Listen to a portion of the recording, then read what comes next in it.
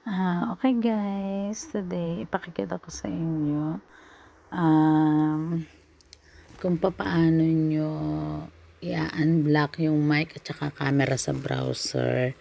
Kasi ang akin lumabas dito is nung bago kasi yung cellphone ko, magta-try ako mag-StreamYard but may lumalabas na ganito.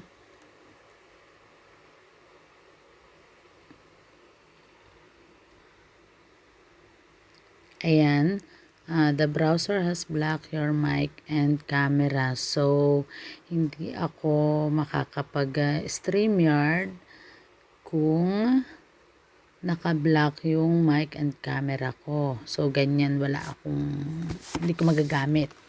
So, ang gagawin lang natin is i-click natin itong tatlong dot sa kanan. Yan. Then, settings. Then, hanapin natin ang site settings. Yan.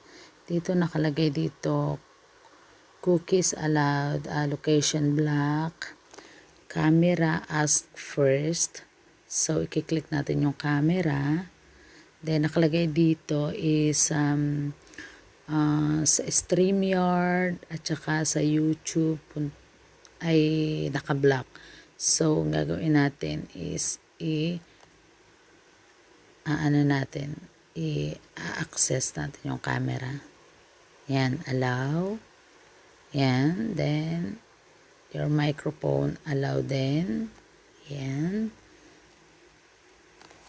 Okay, then balik tayo. So, ilagay na rin natin yung sa stream, yan, i-allow na rin natin lahat para hindi tayo mahirapan kapag magla-live. So, sa YouTube Studio at saka sa StreamYard, naka-allowed na siya lahat. So, itry natin. Balik tayo. Ayan. So, itry natin ilagay ang camera kung pwede na siya.